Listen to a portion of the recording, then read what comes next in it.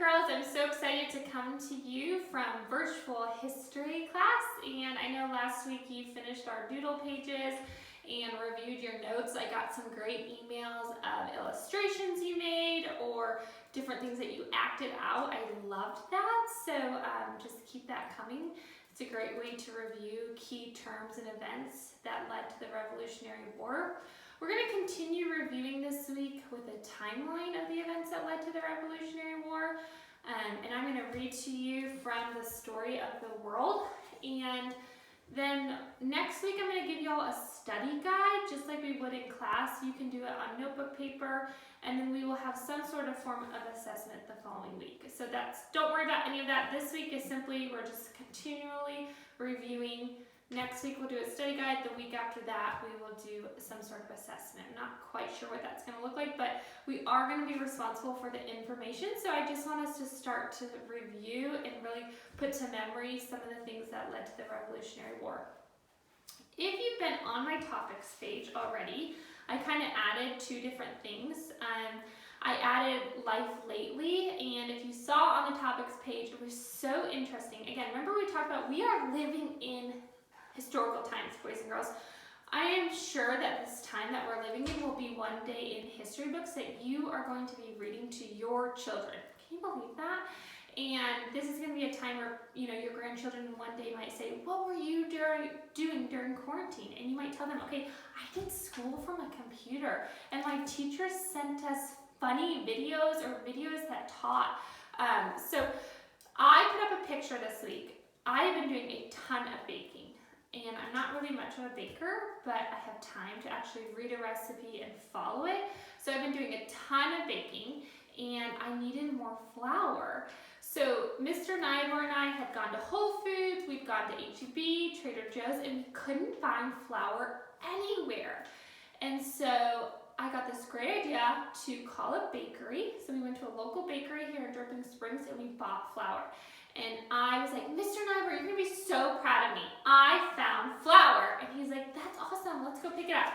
So we paid for it over the phone. It was great. They did curbside, brought it out in a paper bag, and put it in the Ziploc. The funny part is, Mr. Nybor said to me, how much did you pay for this? I was like, oh, it was just $2 a pound. Well, again, Mrs. Nybor is not really a baker. I actually rarely buy flour on a daily basis, weekly basis, and he was like, you pay $2 a pound? Where typically you can buy a 5-pound bag for $2 or $3. So I ended up paying a lot of money.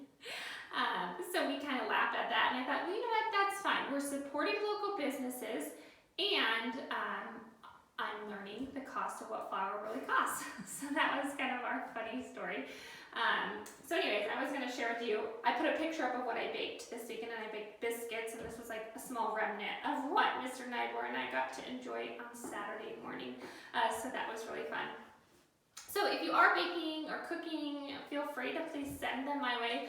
I think just being in the kitchen with family right now is such a sweet, sweet time, and something that we don't always get to do. I know for Mr. Nybor and I, we typically quickly make dinner and eat it really quick, and there's not a lot of thought process, and rarely do we ever even think about making homemade bread. Let's say we're making soup, but now it's like we have time, so it's like, hey, why not make homemade bread to go with that soup? So boys and girls, I would just encourage you, this is a time in history where things are really slowing down, and honestly for me it's kind of felt like we've gone back in time where you're really spending a lot of time at home and in the kitchen. And we think of colonial times, where we just had Colonial Day, and remember, we churned butter that day. We didn't just go to H-E-B and buy butter. The girls churned butter, and we chucked corn, and we just made a lot of things homemade. And so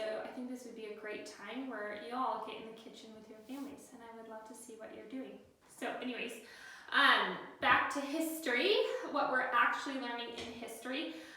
So I was going to read to you a little bit more about the road to revolution in this story of the world. And for some reason, just so y'all know, whenever I read on video, I don't know why, I just kind of mess up. So please bear with me as I kind of mess mess up probably a couple times as I read to you. I guess I get nervous. So anyways, the English Empire was growing.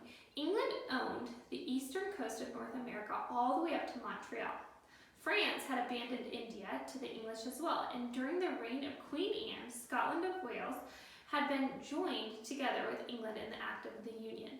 From now on, we speak of the English as the British, or the Englishmen, Scotsmen, Welshmen, and Americans, all sailing and marching together under the red, white, and blue flag of Great Britain. But the Americans would only be British for 13 more years. During the 7 Years' War, the 7 Years' War, we mainly call it the, what do we call it? Does anybody remember? Anybody remember? I'll give you a minute. Look through your notes. Okay, we call it the French and Indian War. British had spent hundreds of thousands of pounds defending the American colonies. The British thought it was high time for the colonies to put some of the money back into England's treasury, and the simplest way to do that was to pass laws requiring the Americans to pay extra taxes. So Parliament and the King's ministers wrote a series of new tax laws called Acts. The first tax law, the Sugar Act, was passed just 1 year after the Treaty of Paris. Now, Americans had to pay extra money for all sugar and molasses that came into American ports, unless the sugar came from Britain. The Americans hated the Sugar Act. I would too. I would hate the Sugar Act, especially right now with how much sugar we're going through. And they hated the Stamp Act, which was passed the following year.